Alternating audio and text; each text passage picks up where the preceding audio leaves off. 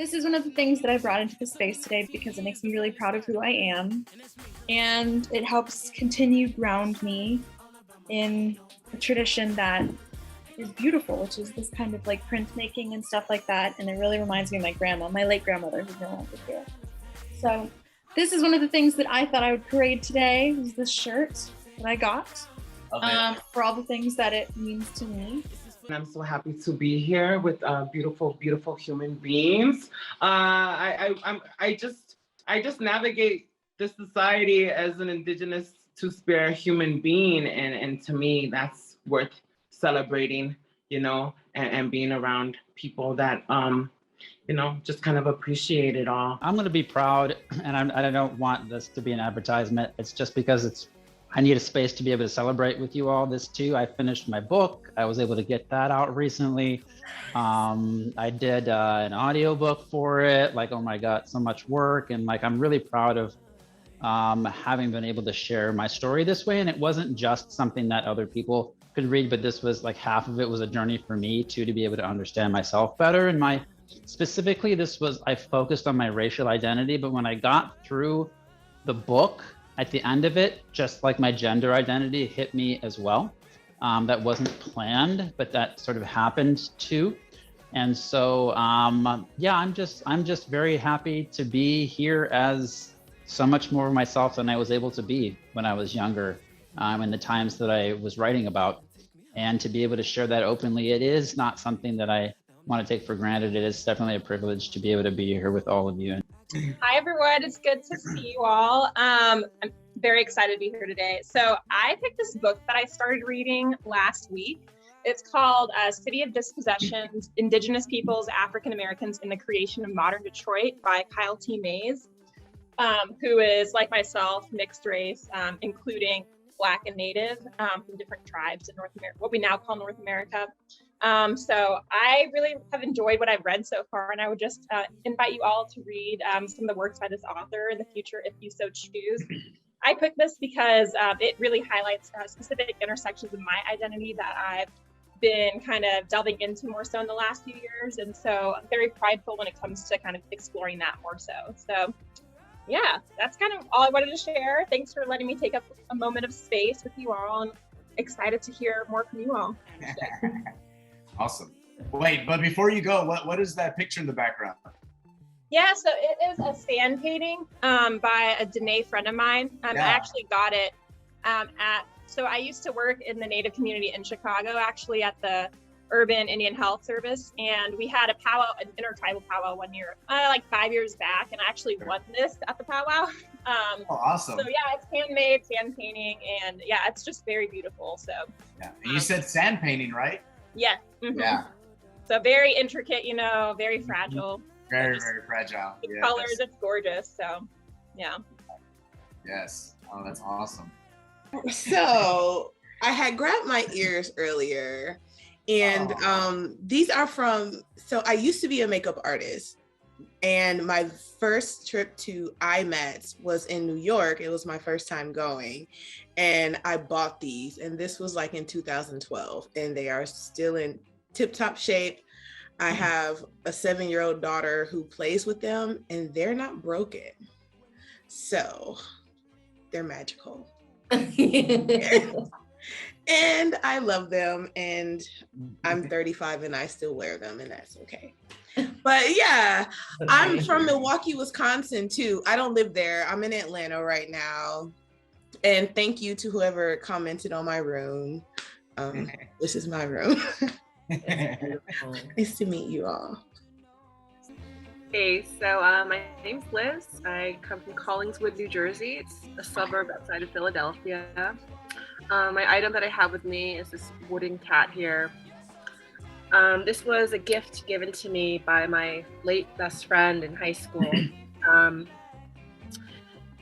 She was actually, ironically, one of the first Asian people I had ever become friends with, and she immigrated here from Vietnam, and she taught me a lot about my own culture, which is Filipino, and she helped me embrace my true identity. And I would say my friendship with her is what kind of launched me into the direction that I have gone to this very day.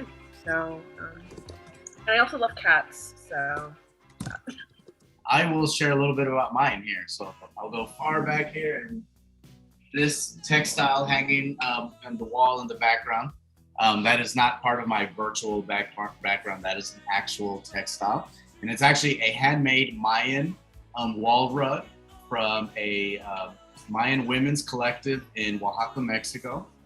And the reason why this is important to me, and I've had it for so long, I've had this thing since my mid-20s, so like two decades I've had it. This rug I picked up in Oaxaca after having visited Chiapas, Mexico, because in the early and mid 90s, or throughout the 90s, I used to visit the Zapatista communities in southern Mexico in the state of Chiapas. Those are autonomous Mayan communities that in 1994, when there was a certain president in the United States who made a deal with Canada and Mexico, and they passed a new series of economic laws called the North American Free Trade Agreement. And for the Maya of the Lancandon jungle area, the original inhabitants of that area, they considered that a death sentence to their way of life, because it was going to remove them from their land. So they literally took up arms, trained themselves in the jungle, took up arms, and declared war against the Mexican government. And they still exist to this day, and they are still at war with the Mexican government, although it's what's called a soft war. And they still exist there. And those Mayan people in Oaxaca, I visited that collective that I told you about, and this is where I bought that thing, probably for like 20 bucks if I remember correctly. Around like 250 pesos at that time in the 90s, but you know, you had $200 in Mexico at that time, you were doing pretty good. And so that's where I got that. So it's been with me all these years. My items are my doll and a pick. Believe it or not, there are a lot of people who do not know what this item is. It's meant for picking hair like this, and it makes it easier because I told people when people have really thick hair, you need long teeth, and they need to be spread out from one another. If you use a regular comb on hair like this, you are going to rip it out from the root. It's going to hurt like hell, and it is not the right tool for thick, kinky hair. So this is a very specific tool for a very specific reason, and a lot of them usually have the black power fist at the end. Anyone who's seen 70s movies, like, they're used to that. People can look at this. You can just, like, because it's like a bush.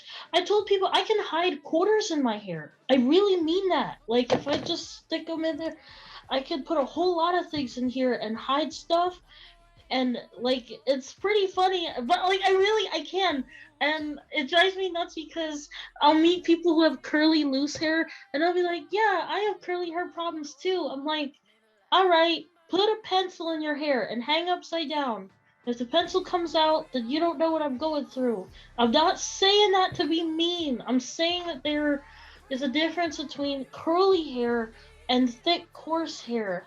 And I kind of get annoyed that people have just curly hair. Yes, you have problems, but if you can't put stuff in the curls and it stays there locked, it's not the same. Like, we're not talking about the same thing. So Cody, go for it. Share with us.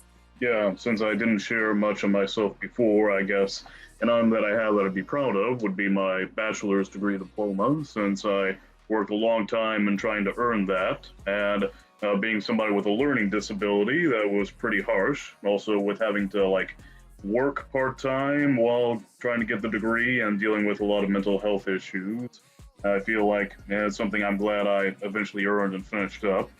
I'm also, since Phoenix opened up about themselves, I'm autistic and I identify as non-binary, so I find it difficult to like operate in the culture that I live in, though, since that isn't really well accepted or understood by most people, being autistic or not identifying with gender norms. So I simply just try to survive best I can.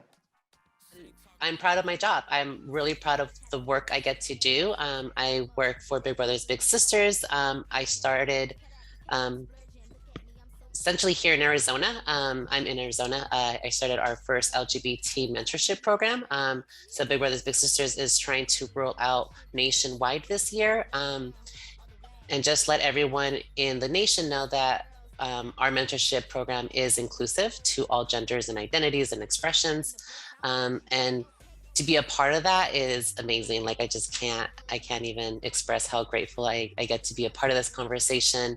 As we all know, growing up for some of us sucks. It was hard, it was challenging. So finding a trusting adult in a person's life really does make a world of difference. You know, I'm a mentor to a little girl with trans experience, and she has grown so much, and I've gotten to see her evolve into such a beautiful, smart little girl. Now young lady, she's 15 years old, 15, 16. So yeah, so that's, you know, a lot to be proud of. I do artwork to identify who I am. And July is Disability Pride Month, for those who don't know that. So I'm Puerto Rican, Dominican, and Polish. And so, yeah, anyways, Ariel, I was very excited to hear that. I was like, someone else, part of the crew. But for me, this month, I think I am super proud of myself for the fact that my professor from college, who I helped do research with specifically about drag queens in Atlantic City and the Miss America competitions, which was then published in a book, she started an organization for the greater Atlantic, Atlantic City region for LGBTQIA plus youth. And my boss is amazing, even though some of the area that we're in is kind of like hostile to the community. And she made products, 100% supported us fundraising for that organization. It's brand new, and we were able to fundraise over $1,000 within like a week. And so I'm super happy, super proud. I'm so lucky that I have a supportive like workplace and staff, something I've never gotten to have before. And also of all of the baby gays I basically take care of too. I take in a lot of strays, and I have a lot of people that I'm friends with, but also that I am like, no, I'm not gonna leave you alone, because I remember how it was even 10 years ago where it was a struggle. So I guess I'm also proud of myself and of them for how much I've seen everyone grow, and for just being able to help out a little bit